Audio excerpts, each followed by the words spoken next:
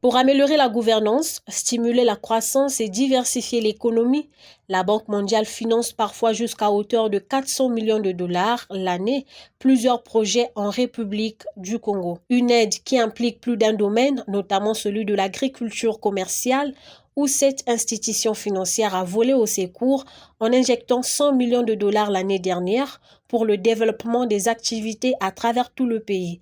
C'est l'un des indicateurs qu'affichent les résultats de la revue 2023 de la performance du portefeuille entre le Congo et la Banque mondiale, rendue publique ce 19 mars à Brazzaville. Nous avons en effet eu à clôturer 8 projets sur un portefeuille qui en comptait 16 au début de la même année fiscale.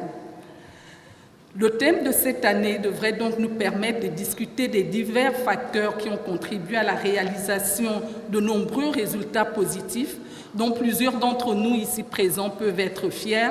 En plus du bilan, le Congo et la Banque mondiale envisagent de nombreuses perspectives en 2024. Des actions qui vont certainement tourner autour des projets intégrateurs de développement au bénéfice du pays et de ses populations. L'économie congolaise a connu un raffermissement de croissance en 2023 de l'ordre de 2% et devrait atteindre 4,9% en 2024 grâce à la reprise dans le secteur pétrolier. Le secteur hors pétrole, quant à lui, a présenté, courant 2023, un PIB de l'ordre de 3,4% et devrait atteindre 5% en 2024, contribuant fortement à soutenir le dynamisme de croissance en rapport avec les efforts de transformation structurelle d'une économie placée sur les rails de la mise en œuvre du Plan national de développement 2022-2026 et la facilité élargie de crédit du Fonds monétaire international. Selon la situation économique présentée par la circonstance, il s'avère que le taux de croissance en 2023 a atteint 3,5% en République du Congo. De nettes améliorations sont donc attendues en ce sens. Et la Banque mondiale y tient énormément.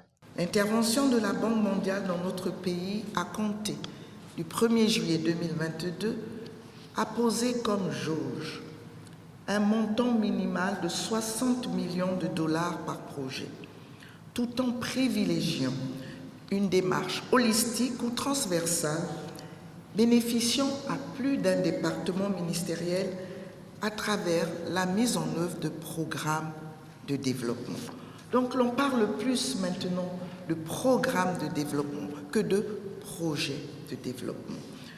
Une telle approche ayant pour objectif clair 1.